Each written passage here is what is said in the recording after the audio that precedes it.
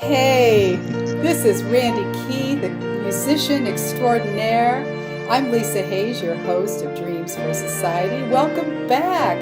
Today is January the 6th, 2019. Happy New Year, all you beautiful dreamers out there in dreamland.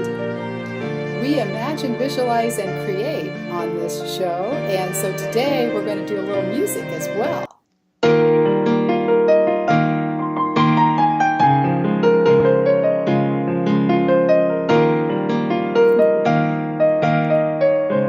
Beautiful!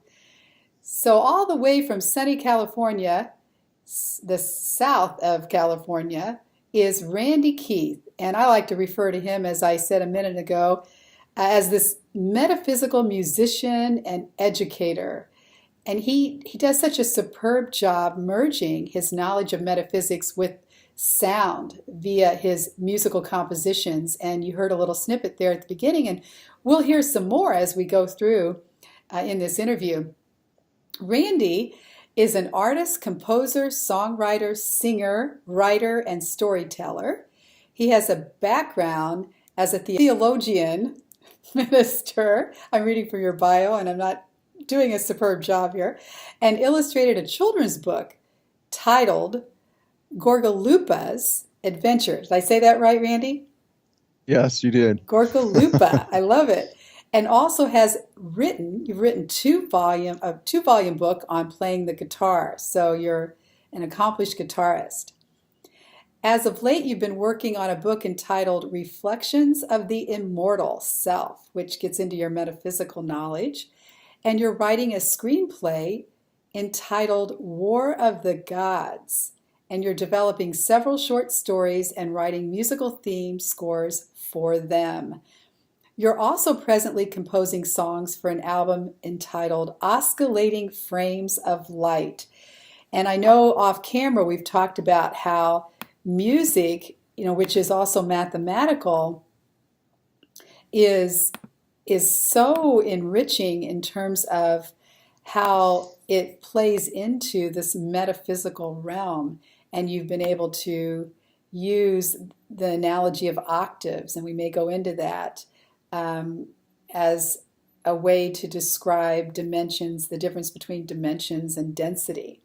So before I go any further, Randy, please share with us a little bit about yourself, how you got to be where you are today as this metaphysical musician and educator. Sure. It's quite a story. I'll try to condense it. I remember when I was 2 years old, when this vessel was 2 years old, I came into it, and I recognized everybody that were in the house on a soul level, and I've always knew who they were. And the roles that we were playing with one another, that being mother, father, sister, brother, because they're all roles played. If we have no beginning and no end, we're not being really born, are we? So we just play these roles because this is part of the process of perpetuating creation. The idea of being a creator and that which we are creators and co-creating within this universal construct. So we play these roles, and we have this sense of separation for those purposes in order to truly live out the experience the way that it should be lived out. Not necessarily here on Earth, because there's been things that got in the way quite a long time ago, and that actually comes from the second harmonic universe, which we can talk about later on if you wish. Early on within this incarnation, I was briefly exposed to music. I heard a little bit in the home. I come from a broken family. As soon as I came into this vessel, my father at the time, there was a divorce and they left. So I just seen kind of people in my family going left and right. So much for how it is here on Earth, the way it is. It's just, it is what it is. So I look to find some sense of semblance and belonging with the creative side of myself, and first going into the arts, nothing on the level of going and being schooled or anything. This is my own, initiating in the idea of dabbling into drawing, and would have got into painting, but just I didn't come from a family that had very much money, so yeah, I did with whatever I had available to me, and I listened to music more so outside of the home, at like friends' houses and that type of thing, or even in school, other than being in the house. But on one particular occasion, I remember when this was when I was six years old. I lived in Fontana, California, off Miller Street, and we had this council, and my mother, she put on some music. It was just a radio station and a classical piece. I don't have no idea what it was. It was a symphonic piece came on, and it was so moving. It just moved me to tears. It was so beautiful. I've heard other music prior to that, but always seen that other music that I heard before as being fun music, and that which I heard was real music, it was very emotional, very impactful at that time. And I remember, which was interesting, I was looking into the garage and there was a guitar that my mother had purchased at a yard sale that she was reselling. And it turned out to be what it was. It was an old Gretsch. And at this point, if it was kept in good shape, it probably would be worth like $30,000 at this stage. But she sold it, But I was looking, I couldn't play the thing. The thing was the same size as I was. So, but I knew there was an affection towards, just music in general. Not necessarily that instrument or guitar, but just the idea of it because of the relationship that now I was experiencing with hearing this symphonic piece. So, long story short, moving forward, jumping ahead, when I was about 12, I really loved radio theater. I thought radio theater was I thought it was best of both worlds, You're communicating story. The story is supplemented, and not more than supplemented, but you have the background of music emphasizing the drama of what is occurring within the story. It was very fascinating to me and very enjoyable.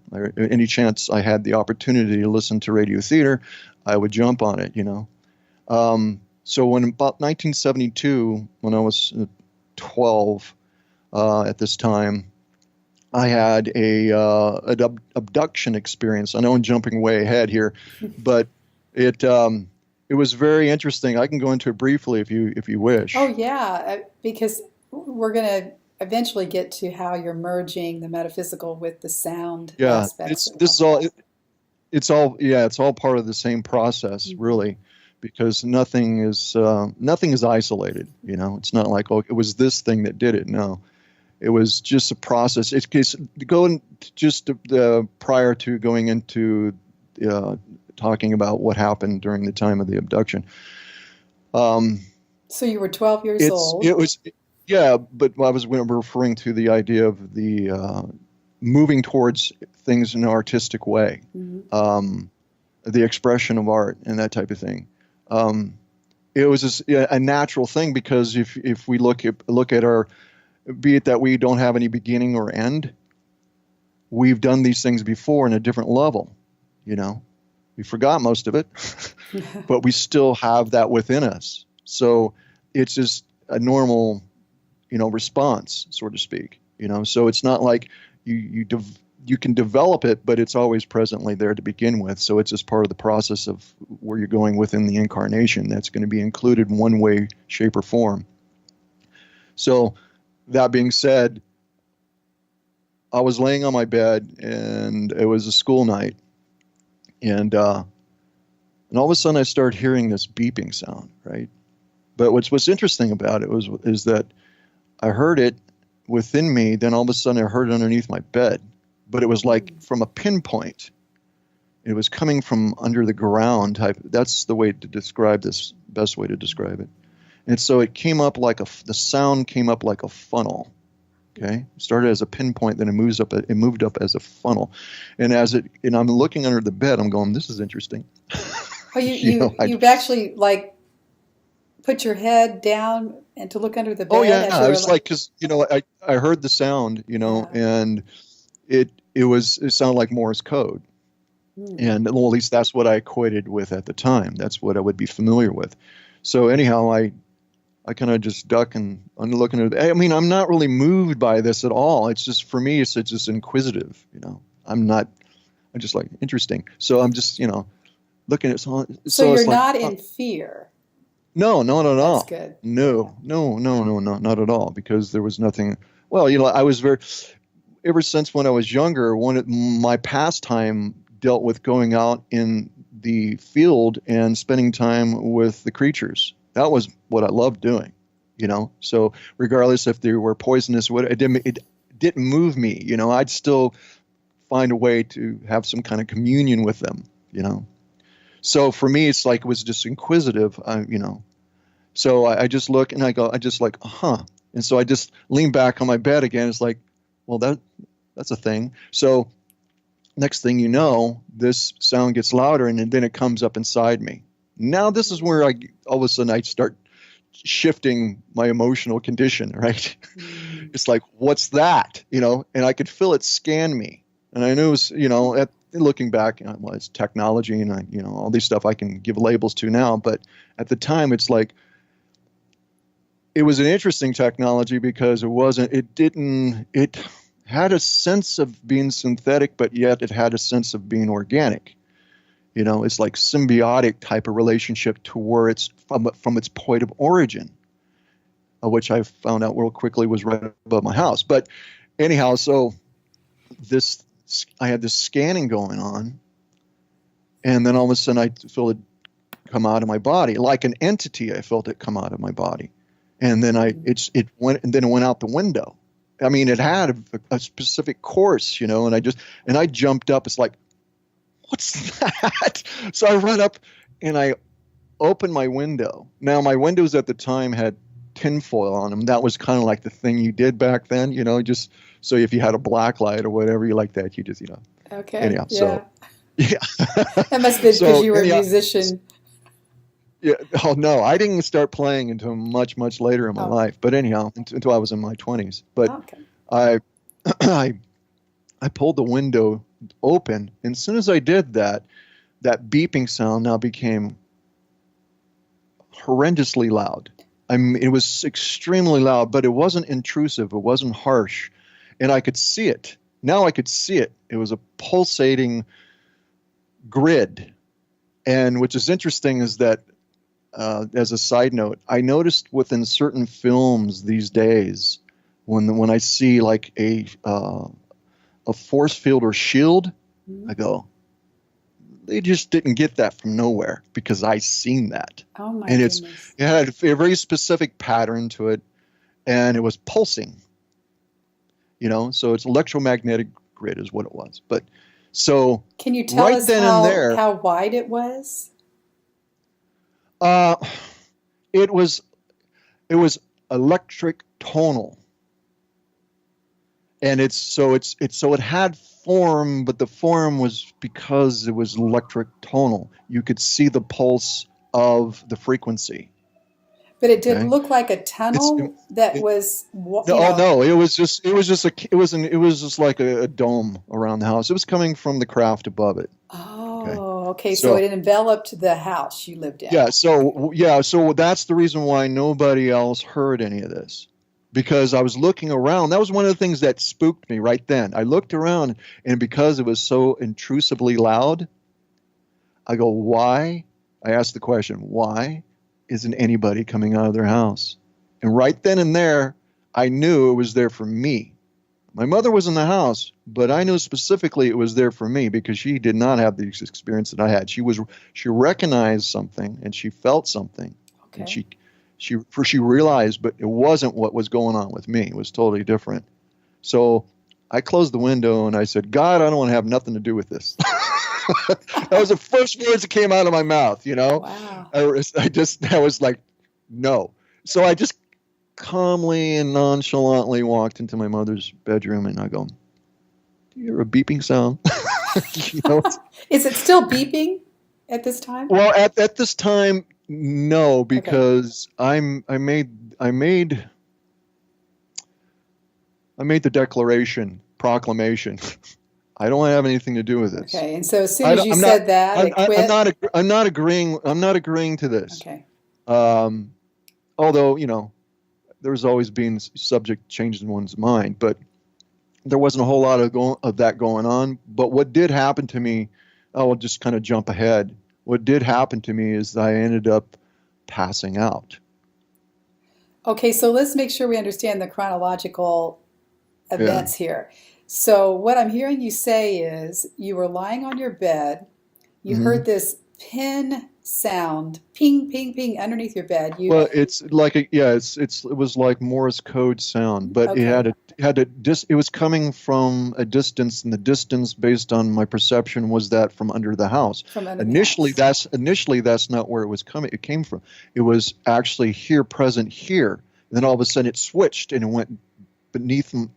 It started from beneath and then came Okay, back up like okay, that, and within a funnel. you're It's right.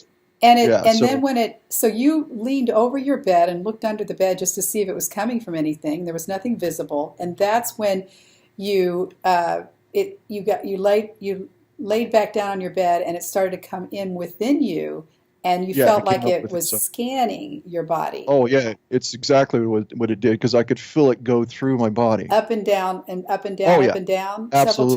Yeah, times. yeah, and yeah. Well, it did. Well, let me see how long it's out. Let's see if I can go relive the moment for a second. It was about a second and a half or 2 seconds at the most. But Okay. when that's happening, it's a long time Right. And I because like to it's get not the specifics it's on these time. encounters. Mhm. For Yeah, people. time is suspended. Right.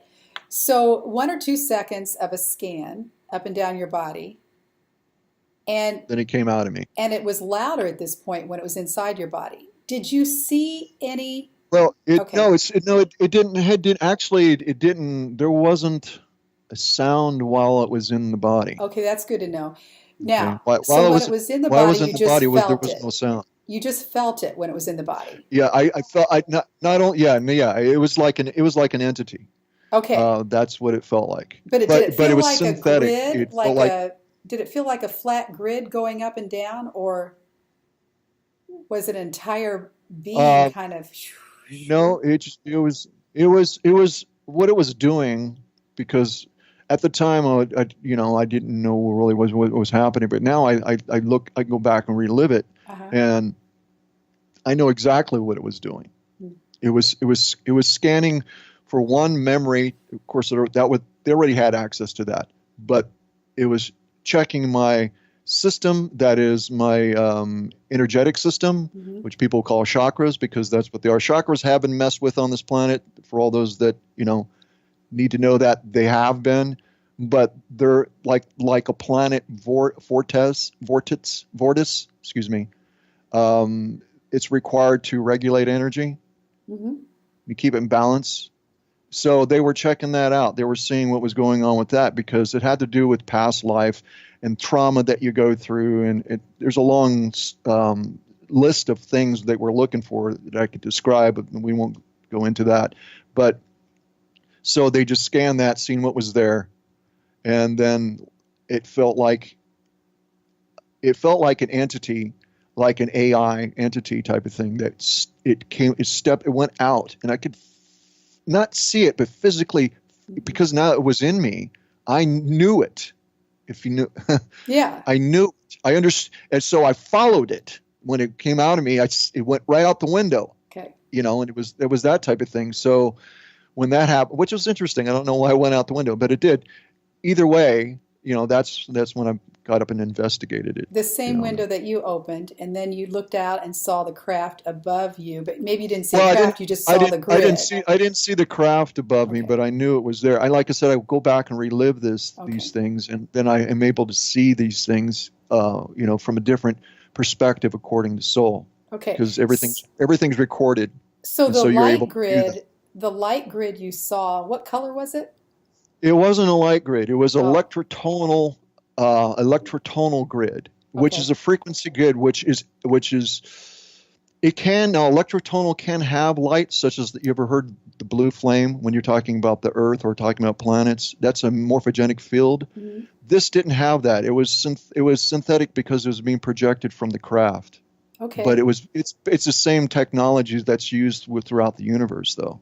So you never or saw a system, if you light. You never saw any light or no, anything visual. there was no, there was, I seen it. Like I said, it had shape and form. Uh, I don't want to get this stuck in any listener's mind, but Right. I'm going to use this analogy. And if anybody has seen Predator and the cloaking device, you could see it. It has an outline, form to it. Okay. That's what it was like that, but not like that. Okay. Okay. In other words, you could see the pulse, you could see the grid, you can see the geometry. Okay. It's so it's electrotonal. You know, Okay. So if um, anything, it had kind of a grayish pulsating light or something that distinguished it from the dark sky. um, well, it was really up and close. I mean, Okay. like I said, it just surrounded the house. Yeah. So Awesome. it was probably, I would say, 8 feet away from me when Great. I I mean, opened the it's window. awesome. That's an awesome experience. And when you opened to the Yeah. window, that was when you started to say, "Hey, wait a minute, I don't really like this invasive." Well, I was curious. I was curious, Okay. be it that it was so loud Mm-hmm. that nobody was investigating this. You would think Right. people would be coming out of their house, and I'm looking and I'm going, there's nobody.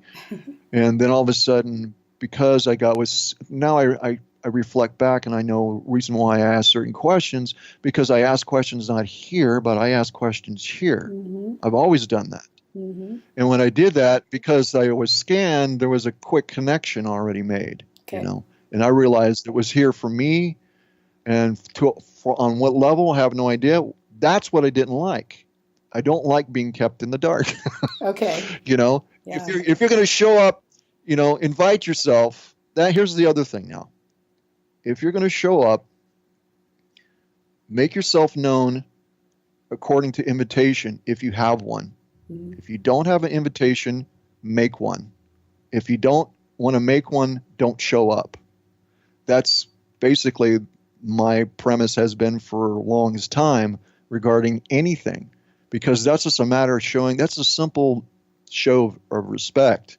So if I had a long history with these beings, regardless, you just don't show up unless you make yourself known in the right way. And here's the thing.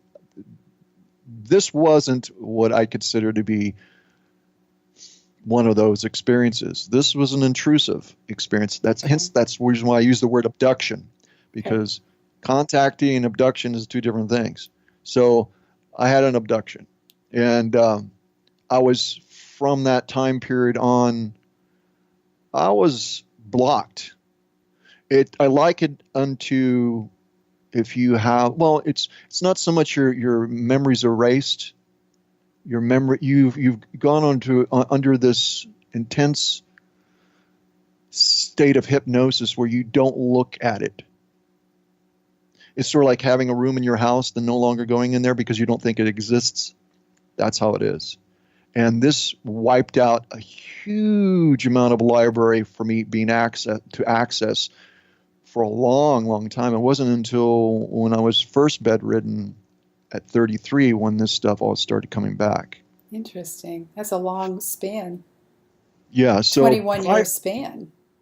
prior to that, I had was influenced by Christianity and became part of that, and I had a very significant transformative experience. Wasn't really big. I always wanted to fit in. Now, most people do, especially when you have a broken home. But based on head knowledge, I wasn't really all that moved by things. So, but to have the experience in the way that I had it, especially, is the reason why I was in Christianity. No other reason. End Mm. of story. No other reason. And Mm. but at any rate, so when I went through that, by the way, Let's back up just a second many because many lifetimes. Well, yeah, and what I was gonna. That's the reason why I brought that up, because it connects to me starting to do what I did with music. right, but I wanted to finish for the viewers. You went into your mom's bedroom, and at this point, after you told the craft, "I don't want any more of this," or whatever it was, you quit hearing the clicks or the sound, or you didn't feel anything, and then you Well, walked to your mom's soon as bedroom? soon as soon as I closed the window, which was Okay. very interesting, Okay. because closing the window shut down the dB. In other words, the decibel level. At least that's what I was experiencing. Like I said, it was very, very loud. It's really hard to describe how loud it Yeah. was, Yeah, I but found it it wasn't. interesting that it was really loud when you opened it up too. Yeah, and then when I closed it, it kind of just. But I didn't really pay much mind to that. My concern at the time was that I really didn't want to be involved with this. Okay. So you knew enough To me, about it abductions then? no, I didn't know anything about anything concerning that. Okay. I mean, we go back to 1972, Right. so not a whole lot of people talking about any of that back then. Probably the only thing that was ever mentioned was Betty and Barney Hill, which was like, woo, woo, woo, hardly Right. anybody touched any of that Right. stuff, because especially at one point within the United States, a lot of this stuff quickly got brushed under the rug and poo-pooed on. Yeah. And, manipulation within the media to make people out to be kooks and stuff like that. So there wasn't a whole lot of information. It was there, but it wasn't mainstream, not like it is today, not even close. So last thing I was concerned about was anything like that. I was thinking about going to school next day. It's like what I was going to have for lunch. But your mom felt something, but she didn't experience the same thing. Oh yeah, because she has a long history with as far as Christianity for her, and she had her own particular experiences and some frightening experiences. Quite. I mean, there's a lot of metaphysical a lot of paranormal, I guess, is the term that people use these days. It's not what we used to call back then. That would occur in the home, and I have loads of that stuff. But Hmm. that's the reason why she really delved into the Bible and her idea of understanding of what God is and according to the text and all that other stuff. So she was reading it at the time, and her experience was she says, I feel love, which made me understand certain things later on. And I go, okay, I'm going to put this as a footnote because this is important. People should know this. Be it that we're in a construct of frequency, vibration, energy, those things can be reproduced. I have a light right there. It's not the sun, but it is a light. Hmm. It can be reproduced. Love, that emotion, can be reproduced. Hmm. All this stuff can be reproduced, and it could be, and you can just bathe in it and think it's all great and fine and dandy. The difference between knowing what that is and who you are is like this. When you know who you really are and the love that you are, you always match it up to that, whether or not it connects. And that's where if people don't know and they're giving themselves away, they're never going to know that. They'll never be able to discern the difference between themselves and that. And that's been the situation here on Earth. So being discerning is something that is very important to me over the years, extremely important to know who is who. And the thing of it is that if one understands certain principles and laws within this universe, if they're asked, they have to tell you. Hmm. They can't hide nothing from you. So your So discernment was that was an abduction and you told them to leave, and they did. I don't know. No, they didn't. They They didn't? didn't. Okay. They took me. They took me. Okay. And they wiped I don't like using the memory wipe, but they put me under hypnosis to forget the things that I experienced. It wasn't until 1993 when I was completely bedridden at Right. this point. I'm jumping way At ahead. the age of 33. Yes. Okay. And that this stuff started coming back, Okay. and so I was kind of rebooted, and Hmm. it was extremely traumatizing to relive the things I relived. It was very cataclysmic, very cosmological, cataclysmic. I was reliving some of the things that took place in this universe, this local area, actually blowing up planets and stuff like that. Which local area? Well, the asteroid belt. I experienced all that, and so the rebooting I almost died several times while I was bedridden because of that. Wow. I was reliving this stuff, and I would wake up, and I got down to, I was bedridden. I got down to 153 pounds. I'm 6'3". That's Auschwitz. I seen myself in a full-length mirror, and it was like, if I could cry, I would, but if I cried, I would suffocate. I couldn't express emotion after a point in time because physically the body wasn't able to handle it. So I almost, a couple of times, I was taken to the hospital once, and it was like 5 minutes away. Wow. Do you feel like you went through some near-death experiences during this? Oh, yeah. Okay. Yeah. So, I was in and out type of thing. But what's interesting is that I was always conscious. I was always conscious of what was going on. And for the longest time, I realized that I wasn't the body, that I was in. And one of the key things is that when I came into this vessel, when it was 2 years old, that stuff was removed from me to look at that. It didn't come back until I was, in bedridden. Okay, so let me back up just a second, just to clarify But that this. was a key factor in regards to knowing the difference between who I was and who I wasn't. And I wasn't the body. Right. Okay, so to clarify for the viewers, I want to go into a little bit too this walk-in phenomena that people experience, and how you knew you walked in at the age of 2. If you can elaborate on that.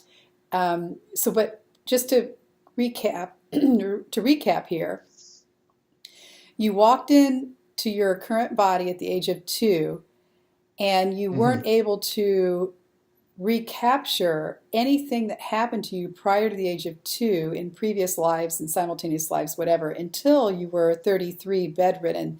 Then all that came back to you, especially all the devastating and challenging circumstances around the asteroid belt here in this area of the universe. And so now at the age of 33, a lot of your memory is coming back, which also brought back the understanding of this age of 12 experience that you now call an abduction.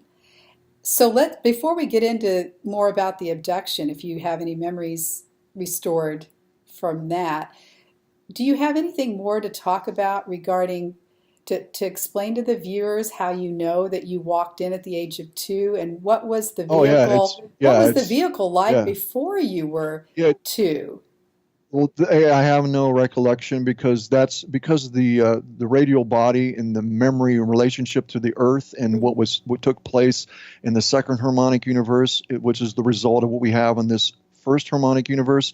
The memory has been messed with, so that's the reason why it's difficult to access. You can access it through it, but you can't access it directly through the Earth. It's complicated. So I didn't remember anything. Okay. But I understood things once I was here. That was the difference. Okay. And so when I came into the body, it was basically simply just light. And I knew everything around me. I knew who everything was. All of a sudden start feeling the body, and I felt this intense rage in the body because of the trauma that it suffered, all these different things in relation. But immediately I just knew who all the souls were, and it's like, here we are again. So when you were 2, it was one of those things. When you were 2 and this happened, you remember this happening when you were 2. It's the clearest memory within this incarnation. So what makes it interesting that it disappeared, and I didn't look at it for years and years. That was taken away from me to look at that. So. Okay, so at the age of 33, you remember how you felt when your body came into this vehicle at the age of 2. Oh, everything came back. Right. Okay. And not only that, but a lot of other things I'd rather not seen and dealt with, especially at the time where I was. Usually that's how it happens. I'll put it this way. Yeah. To be reawoken, there's a lot of different ways for that to happen. Mine was so happen unto death. Right. So, and the long time trauma and torment, actually living in the body sick like that was very tormenting. Literally, there's no other way to express it. I wouldn't wish it on anybody. Yeah. But that went on sitting at the edge of the bed, gasping for breath, and that type of thing. Remind me of the next door neighbor animal that they had, which it was flopping and turning back and forth because it was dying. I went through that for months. Months? Yes. Wow. Actually, a lot longer than that. But yeah, it took about 8 years for me to get back functioning again. Oh my. I had my career and everything in front of me, which goes back to the music thing. I had television time and all this stuff in front of me, and I worked up to the point to where I couldn't walk anymore. And that was it. Wow. So, yeah. Wow. So you're, in essence, 8 years, you're 41 now, where you completely feel back to normal? No, never really got normal. Okay. The body never really got normal. It got better in functioning and all that stuff. Okay. I'm probably a bit better now than I ever been. Okay. And that's because a lot of things changed within me. Wow. And a lot of things I've cleared out, and a lot of attachments and stuff that's been removed. And so, I was carrying a lot of stuff from lifetime to lifetime with me. Wow. So at 33, that's the same year that, the resurrection of Jesus. I find that interesting. Have you thought about that? I don't associate anything with somebody else outside of myself. I learn not to connect with any other idea of master or anything. I am a master. So, we all are equal or we're not. Yeah. And so it's I've been underneath the hierarchy for many lifetimes. So I respect any being, not any less than any other being. So I don't put anything on a pedestal. I don't do that. I don't subscribe or recommend it for anybody else. I love that. So one of the takeaways from your awakening and in this experience at 33 is that hierarchy is not the way to go. Everyone's equal in terms of their mastery, is what I'm hearing you say. Are there any other takeaways, words of wisdom, knowledge that you can impart upon us from your experience in the awakening process from 33 and onward? Yeah, that's a funny thing about experience, huh? You can't really communicate it very well. Yeah. That's another reason why I don't really mention too much about it, is because it really doesn't serve very much purpose other than what you've went through. But if I could say anything to anybody, I would say go within and seriously seek yourself out. There's a lot of techniques that you can use to do that. Don't externalize in order to try to validate oneself, because you're going to constantly be chasing something that doesn't exist. And but along those lines, when an individual does that, and that's been the plight of this planet, is that there's plenty of beings that will step up and will take advantage of that. So when you go outside of yourself for validation, you're going to get exactly what you're looking for, and then some.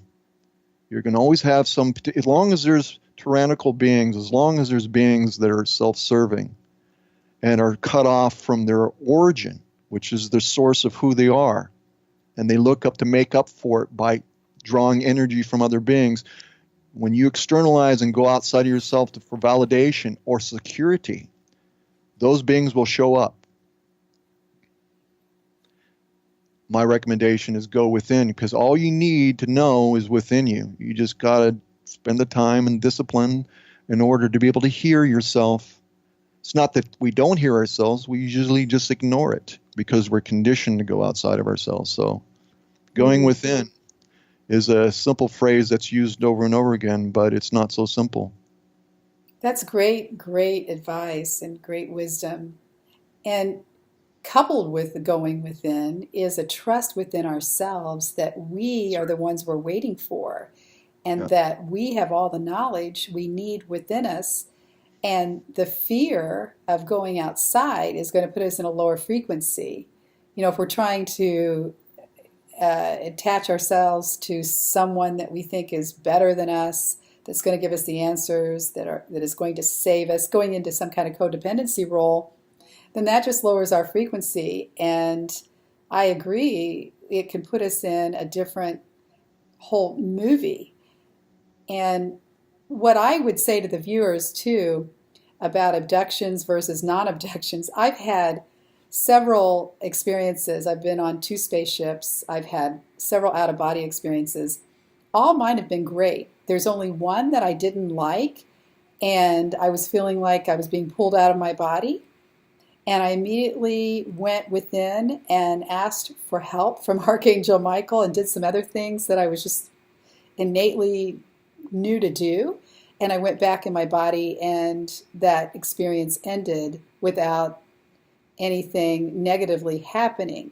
So in addition to going within, knowing that we're the ones we're waiting for, I feel it's very important to let the viewers know there's nothing to be afraid of. There's nothing to be in fear of. And if we turn into fear within us, if we feel fearful, as I was starting to feel when I was being pulled out of my body this one time, I immediately knew I had to change it to peace within. And that's when everything subsided, and I had this beautiful, bright, yellow, golden light in my head. And I knew I was fine then. So I guess what I'm trying to say is there's nothing to be afraid of, because we're the ones we're waiting for. No evil will become us, inside or out, as long as we're in a high frequency. There is no need to defend ourselves. The only thing we need to do is be in a state of, for lack of a better, unconditional love. Do you have anything to add to that or detract from it? Yeah. I think what you're saying is correct, and I think the simplicity of being in this universal construct is to understand the template of its design. If you understand the template of its design, you're not going to get confused. The language of the universe is frequency. Mm. If you're able to, it was mentioned before, the idea of technology. Look at this light, right? And that light, the sun is a light. That's a light, but that's not the sun. You see what I'm saying? It's a duplication. It is honed through technology, reproducing the frequency to give me this light. It's artificial, but it's light. Discernment is knowing the difference. So within this construct of frequency, when we're able to identify what is synthetic and what is not, then we have mastery over it. Mm-hmm. So for me, that's kind of like the biggest thing, because I find a lot of people within this world, regardless of how much information is provided for them, there's a tendency to react and kind of go woo-woo. Especially in the new age, so-called quote unquote movement. There's a whole lot of woo-woo with that, and I never, like I said, I've been part of, so-called, or not even really, can't even say that I was part of organized religion, because I was always a rebel. I was always doing things outside, but I was part of the stuff. I had boots on the ground, so to speak. I was doing the stuff that people were talking about doing. I was involved with, exorcisms and things like that, which can be which we're talking about the idea of having no fear. But when you go into the battlefield with that stuff and you go face to face with these beings, in other words, if you go into their territory in order to bring light, see, I was trained to basically behave like a warrior. Mm. And take dominion over that situation. And I realized that really didn't work very well. Usually, excuse my language, but you usually got your ass handed to you. And so there's a different way to go about doing that. And the way that you go about doing the way I come to realize, because later on in my life, I had other experiences where I had entities come up and scream in my face and everything, and I wasn't moved a fraction iota, is because I didn't care. I gave no emotion towards it. I gave nothing towards it. I just seen it. It's sort of like this, seeing it for what it is. everything that you see. There's really no duality if you see things for what they are, if that makes any No, sense. I agree. It's not bringing judgment to the table. It's just observing. So it's a neutral, more or less, position to take. And the only thing that you're responding to is your own actions, what you do. So if you reflect and you give the true essence of who you are as a love being, the love that you've always been, that's shining through you. I mean, when you have the intention, because the intention's everything. If you put forth that intention honestly and genuinely, then it can do one or two things. You can either transmute the situation, or it could alleviate the situation altogether. Because only thing that can hold that space, I call it the trump card. It's the only, well, not, Donald Trump, but, the trump card is playing, I know, there's no coincidence on any of this, but so it's Trump is trumping it all. The expression of that genuine sense of who you are as a love being, which is not really to be equated with the idea of earthly love, because there's not the emotion that's attached to it. It's something completely different. And I think you know what I'm referring to when I'm saying.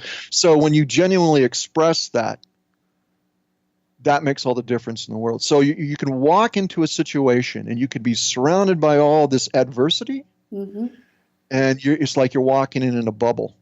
Oh, I love it. Yes, I love it. That's beautiful. That's I've experienced that. In fact, I experienced that exact, and I didn't know what it was until later on. Then I realized what it was that actually was encapsulating. It was like a bubble, and I realized it was me. Yep. I did study on it. I realized, wait a second, I actually, I hate to use the word stumble upon, because you don't really stumble upon anything. Yeah. It was brought to my attention what that was. It was a very transcending experience. It had to do with healing somebody of cancer and all that. Yeah. It was I know amazing. what you mean. So it's almost as if you're observing this dualistic world without playing in the dualistic world.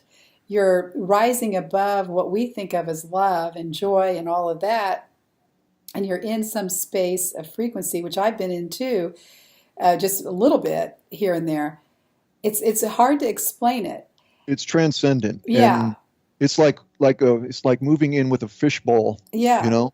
You're moving into the world within your own world. Right. That's within it, and observing have contact with, but nothing can enter your space unless it's invited into your space. Right. Which is very liberating, to be in that, be in that state and realize that that's kind of normal.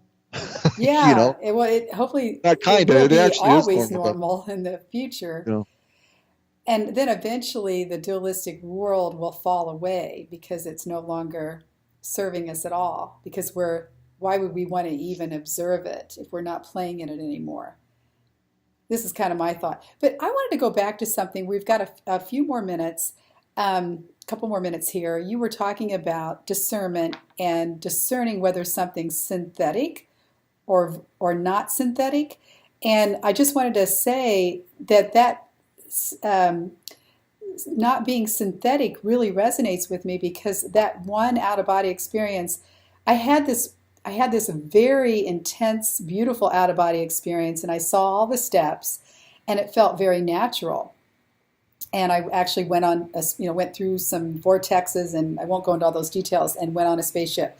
And then after that, a month or so, or I have to go back to my timetable, I had another out-of-body experience that I was just talking about, and it didn't feel right. It felt synthetic.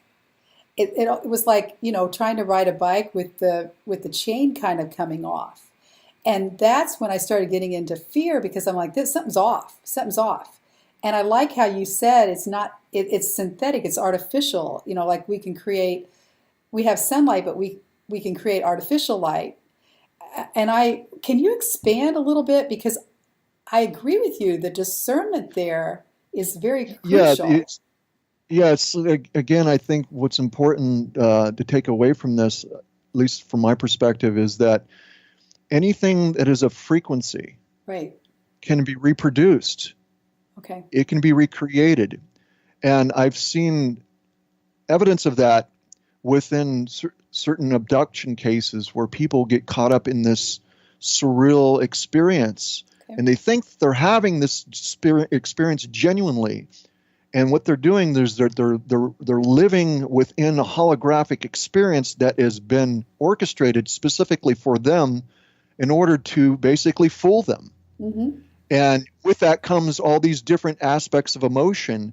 The expression of the emotional aspect of love, that's a frequency. Everything that we express on an emotional level, you can bottle it, if you will, as a frequency, and you can reproduce it. And that's what's going on with a lot of these scenarios in regards to these abduction cases. I look at it and I go, this is what's happening here. And so, in other words, for us individually, in order to know the difference between that and the truth is to know who you are. And that takes some doing. You have to spend time knowing self and not reacting according to your circumstances and what's going on in the mind. You need to get down into the heart and get into the heart consciousness of being, which takes you back throughout the annals of time pre-existing to know who you are. And when you know, when you embrace that, when you realize that, which goes beyond words to explain, that's when you start separating yourself from the hologram. What I mean by, because this is all a hologram, the experience within the body, the avatar, the whole thing, right? When you go back to the source of who you are and recognize the difference between the two, getting above the trees, so to speak, to be able to see clearly. That way you're able to discern and know the difference between that which is synthetic and that which is real. Do you feel that music is helping us do that? Helping you do that? It has for me. It's a platform for meditation for me. If I may, I'll go back a little bit in regards to the reason why I started expressing myself in there outside of the eye, just from an artistic level early on. But when I was involved with Christianity, that's one of the things what I used to do, which was called, it was put in the context or put in the category of prophetic ministry. And what prophetic ministry meant at the time, in this respect, when you're playing music, sitting down at the piano, is that it was all improvised. In other words, whatever came out of your spirit is what you played and you sung about.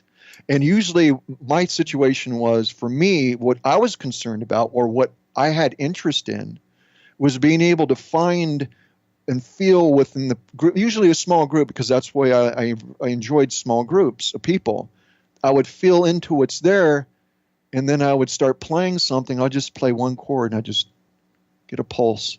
And then I would just start feeling into the room. And then I would find out within me. And next thing you know, I'm saying things that's coming out of me to be of service, because that's the word ministry. That's what it is, to be of service to those individuals on a heart level. And that was what was interesting and important for me and from that, it's basically where I started flowing in other areas, and then I tried to hone it more and make it more arranged and that type of thing as far as with music. But later on down the road, I started, I'm going to jump way ahead, okay, because it's important that I do that. But that's where I kind of really started doing as far as seeing the significance of the relationship, okay, with it. Not pretentiously, but genuinely within the moment, And it's not necessarily easy to do. You have to prepare yourself to do those things. You have to do your work within you, right, to be able to do that. Keep your heart open and so on and so forth. But it was when I moved in here. I've been here for about five and a half years now, this particular domicile. And if I can, bring this out. I got this instrument right here. Back in 2002. And this is called a war guitar because it was made by Mark Warr, his last name, W-A-R-R. I don't think he's in business anymore, but anyhow, I So love cool. piano, but piano was, um, piano was kind of hard to move around, that type of thing. So I didn't spend a whole lot of time with piano. I usually used it for composing. It's been only lately that I've been writing and actually playing and looking to sing and do that stuff here lately with it, which is, I'm very grateful to do that. But I picked this up because I was more of a hands-on strings guy, and I wanted something that was similar to the harmonic capability that the piano has.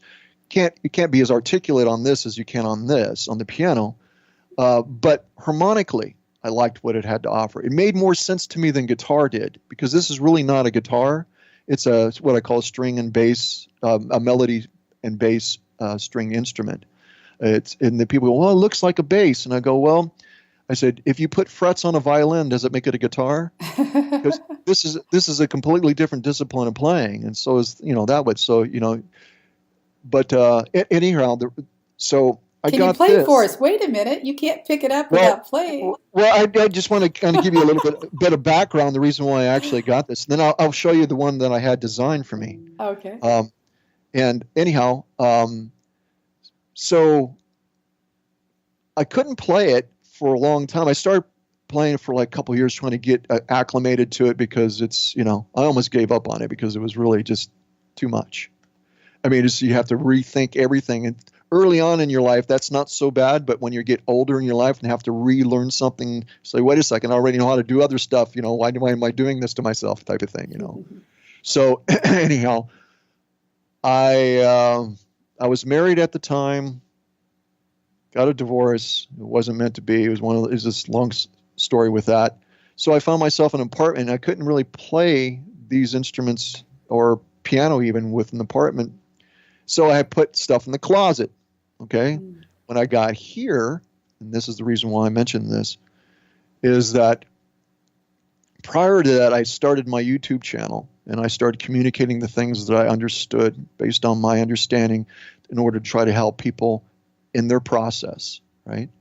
So I finally brought the instrument back out, and it was really interesting about it is that I hadn't played it for a long, long, long time, especially string instruments, they're very fallible, But I immediately started writing songs on this. And the songs that I was writing were the stuff that I was teaching about on my channel. It was just coming out of me. And every time I picked up the instrument, I had to stop myself because something always new would come out. So I spent time accumulating, and that's the reason why I mentioned you in the bio, you mentioned the idea of the album Oscillating Frames of Light. Scott Limmerall, a good friend of mine, he says, you should say sound, light and sound. I go, well, it's kind of like all the same thing. But anyhow, I go with what I know, and it's, I don't second guess it. So, at any rate, I started writing, like I said, with that, and now I don't hardly even touch the guitar anymore because it doesn't really fit with what it does. This makes more sense to me, because it allows for accompaniment. And there's a separation of the lower register and the higher register. You can do that with guitar if you have extended strings on it, if you like an 8-string or whatever, and you tune it differently. I love guitar, but for me, this is my instrument. So I don't really touch that other one anymore as much. It's like, it was like the band thing is what I did with the guitar, which I don't do anymore. So it's like, doesn't call for it, but this is what I designed. Oh, This is really what I wanted to begin with. And I actually inquired with a luthier that I found, and he came over when I was living in San Bernardino on 25th Street. And so we talked, and my idea was to actually bring this stuff into the marketplace, because these instruments have been made for a long time, but they're made to order by everybody that builds them. They're always made to order. There is no mainstream this stuff nowhere. There is no, in other words, I wanted to be able to get it where it's set on the shelf in between a Les Paul and a P bass, or something like that. I wanted to get it out in mainstream. I wanted it to create an introductory model and that type of thing, so it could be affordable, and and so on and so forth. And I was very, very much interested in the youth, and get new instruments in the hands of the youth. Was going to create new music for tomorrow. It's that type of thing. So I'm very inspired wanting to do that. Excuse me. So I wanted to create a company in order to have these things built. And so I had sketched out some things, and I was communicating with the Luther, and he was more interested in making something that looked real flashy and different. He was being artsy-fartsy with me. And he came from a long family of Luthers. He actually was fourth generation. And so I completely respected the guy as far as his knowledge and ability and everything, just based on his resume. But it wasn't along the lines with what I had in mind. I was trying to be practical, It just didn't have money to throw to the wind. So this was one of the initial designs that I had in mind, was this. Because when I looked into it and I inquired in this, I went to Stick Enterprises, which is an instrument was developed by Emmett Chapman called the Chapman Stick.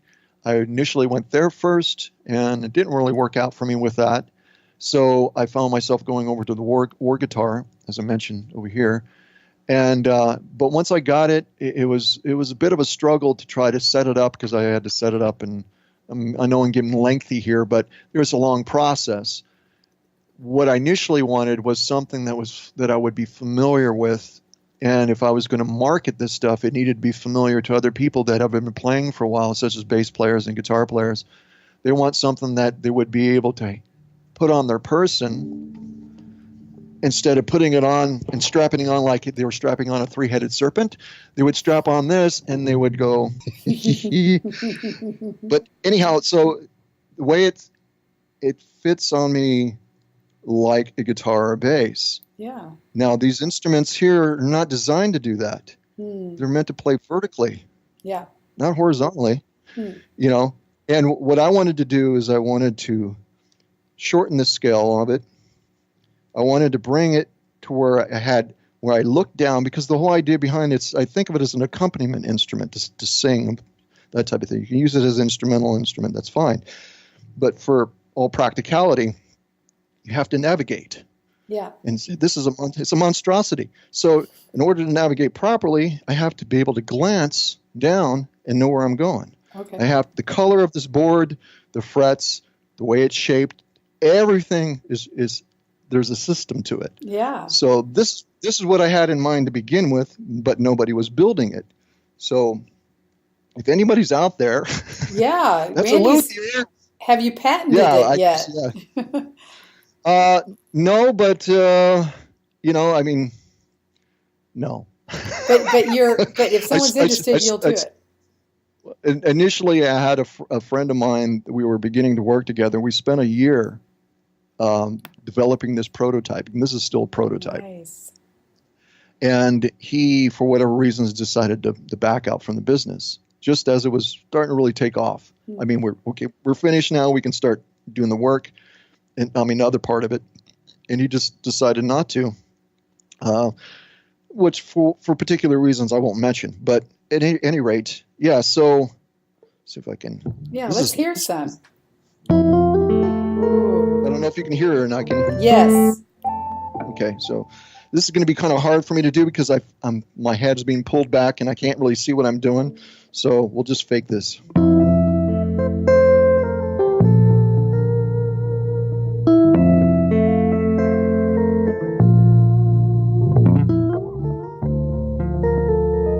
Excuse me. Beautiful, Randy. I'm having a hard time with this thing. That was beautiful. And what we're going to do is we're going to put some of your music below this video so people can. Sorry about that. Yeah, and also I'll put your link to your YouTube channel so people that can hear more from you in your videos that you've already done and will be doing in the future. But yeah, it's so nice, so beautiful.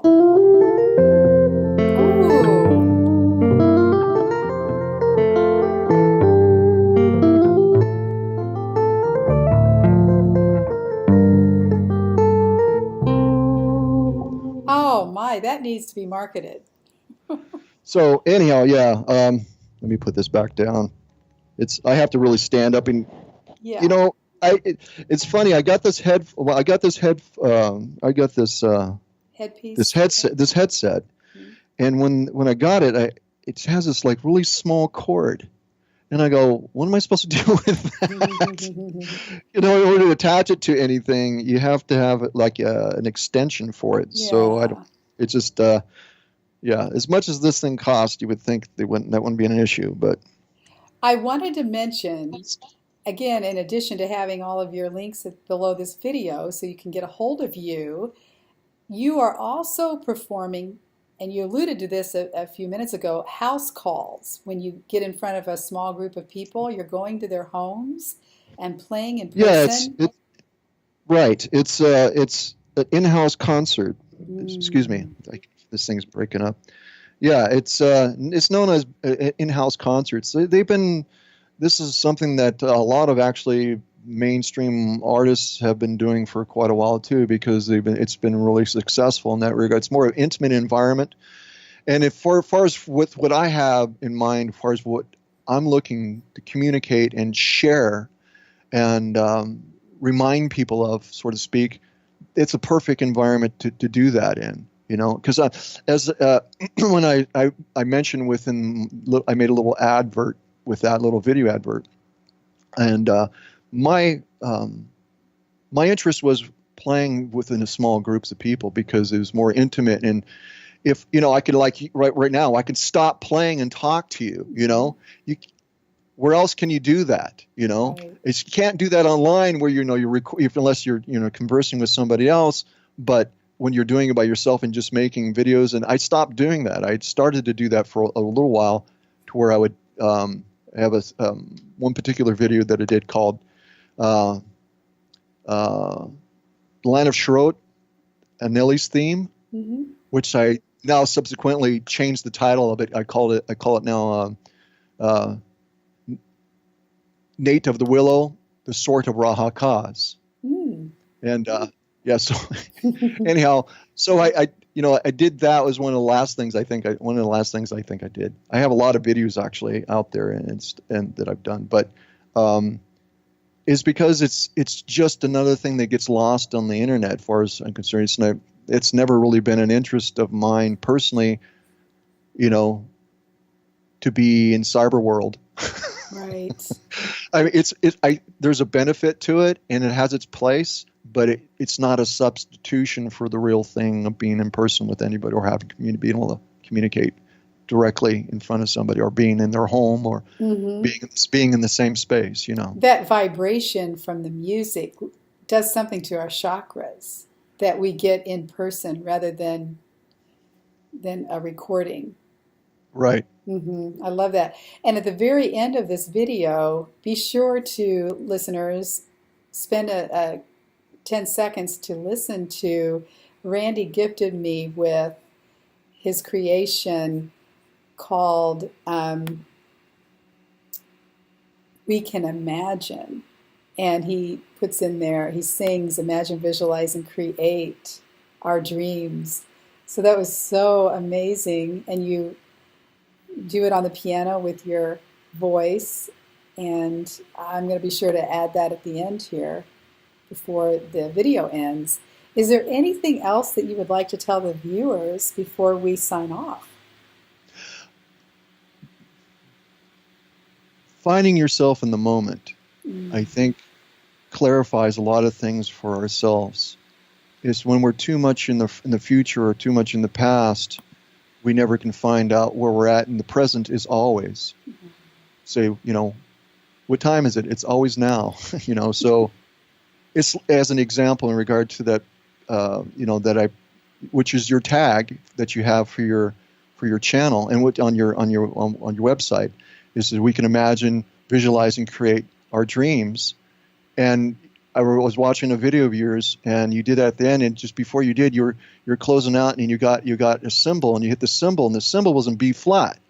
And so I wrote that in B flat. Oh my for gosh. that reason, actually. Oh, Yeah, that is so cool.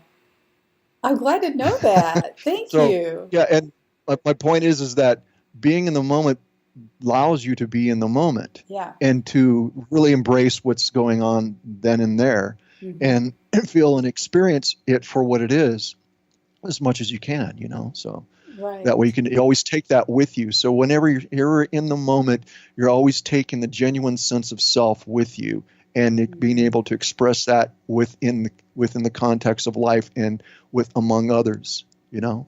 And that It, it's it's it's ties really well it's like into, contagious, you know. yeah, it's contagious and ties really well into your wisdom earlier about there being no beginning or end. When we're in the Right. moment, that falls away, beginnings and endings. I love that. Yes. Well, beautiful. Again, Thank you, Lisa. Randy Keith, Thank you so much he's for a having me. metaphysical musician and educator. And it's been so delightful to have you with us and to give us a snippet of your beautiful music. If the viewers out there in Dreamland want a snippet of his music in your home and you live in Southern California near Los Angeles or around the San Bernardino area, did I say that right?